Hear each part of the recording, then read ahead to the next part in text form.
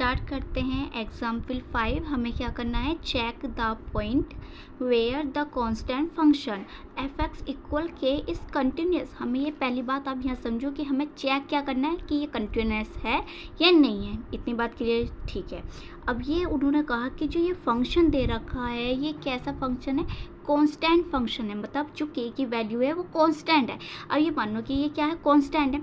अगर मैंने आपको इससे पहले फोर्थ जो एग्जाम्पल करा है मैंने आपको बताया, अगर यहाँ 1 होता, समझो आप कि यहाँ 1 होता, क्या 1 नहीं, यहाँ 3 है, तो वो एक क्या है, एक कांस्टेंट टर्म है। अगर वहाँ x कोई है वहाँ x, तो हम अगर x की वैल्यू 1 रखें, 2 रखें, 3 रखें, तो वहाँ कोई फ़र्क पड़ रहा था नहीं, कि एज इट इज़ 3 आ रहा था। समझ में? तो ये कांस्टेंट की बात है। अगर ये फंक्शन उसने यहाँ क्या कह दिया कि ये क्या है, कांस्टेंट फंक्शन है, तो ये चेंज होगा क्या, नहीं होगा। समझ में आ रही है बात? तो ये चेंज नहीं होगा। और ये थोड़ा इम्पोर्टेंट भी क्वेश्चन है।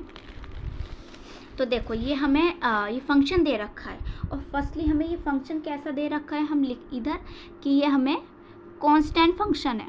कैसा फंक्शन है, कांस्टेंट फंक्शन है। तो कांस्टेंट में देखो वैल्यू तो चेंज नहीं होती। आप ये समझो कांस्टेंट का जब वर्ड आ जाता है तो हमें ये समझ में आया कि यहाँ से ये वैल्यू तो चेंज नहीं होना।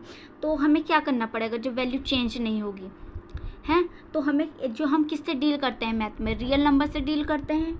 तो हमें फर्स्टली क्या करना पड़ेगा, लेट कर लेते हैं। कोई भी अगर मान लो यहाँ मैं 10 रखती हूँ, तो यहाँ कोई वैल्यू चेंज होगी क्या, के ही तो रहेगा एज इट इज़। समझ में आई बात? तो हम क्या कर लेते हैं, लेट कर लेते हैं कि इसे प्रूफ तो करें कि कंटिन्यूस है नहीं, तो इसके लिए तो हमें कुछ लेट करना ही पड़ेगा। तो लेट कर लेते हैं कि सी, जो सी है, वी एनी रियल नंबर, वो एक कोई रियल नंबर है, तो x जो होगा वो किसके इक्वल होगा, c के, क्योंकि x की जगह हमें अगर c पुट करना है तो इक्वल तो रखना पड़ेगा। तो हम नंबर, ठीक है, तो ये क्या होगा, एट है ना, ये लिख देते हैं हम। तो हम यहाँ चेक करते हैं, इक्वल में चेक करते हैं। फर्स्टली इक्वल मतलब डायरेक्ट वैल्यू रखना। समझ में आ रही बात? अगर इक्वल है तो हम पहले डायरेक्ट वैल्यू रखते हैं। तो x की जगह क्या आएगा, c। अब ये नहीं कि आप यहाँ c लिख दो, नहीं, ये कांस्टेंट टर्म है, तो कांस्टेंट टर्म में चेंज नहीं होता, तो क्या आएगा, एज इट इज k आएगा। समझो यहाँ k आएगा। अब यहाँ क्या है, LHS और RHL, हम क्या करते हैं, LHL और RHL हम देखते हैं। तो LHL देख लेते हैं पहले हम। तो आपको पता होगा कि LHL में क्या होता है, नेगेटिव। तो जो हमारे पास ये x जो है, एक्सटेंड करिए c, इस पे साइन बताओ क्या आएगा, LHL में नेगेटिव आता है, बिल्कुल ध्यान रखना है, नेगेटिव साइन आता है। fx equal limit x extend to c negative okay, है ना। तो ये हमारे पास क्या आएगी, k ही तो आएगा यहाँ से, और कुछ। आप ये बताओ, ये हमारे पास fx है, यहाँ fx तो लिखती, ये समझो। आप ये सोचो k क्यों लिख दिया, ये fx है, और fx किसके इक्वल है, k के इक्वल है, तो मैं k भी तो लिख सकती हूँ, तो k लिख दे। आप fx लिखना चाहो तो fx भी लिख सकते हो, तो यहाँ fx लिख लो।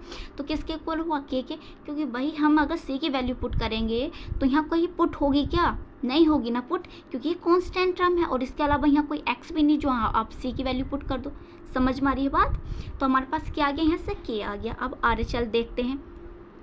तो RHL में ये बताओ, ये लिमिट जो होती है वो कैसी होती है, जो ये c पे जो साइन आता है वो किसका आता है, प्लस का साइन आता है, ठीक है ना। तो fx equal limit x tend to c, positive आएगा यहाँ ऊपर, k इक्वल टू k। समझ में? k इसलिए यहाँ कोई x नहीं है, कोई वैल्यू पुट नहीं होगी। फर्स्टली ये एक कांस्टेंट टर्म है, तो कांस्टेंट चेंज नहीं होती, एज इट इज लिखी जाती है, ठीक है ना। तो ये हमारे पास क्या आई, इक्वल रखा, तो हमारे पास k आएगा, आ गया। और LHL निकाले तो हमारे पास k आया। RHL निकालते हैं तो जब भी हमारे पास k आया, तो आप देख रहे हो ये तीनों जो है हमने वैल्यू जो फाइंड करी है, ये तीनों क्या आ रही है, इक्वल आ रही है। तो हम कह सकते हैं कि FC इक्वल है LHL के, RHL के। तो हम कह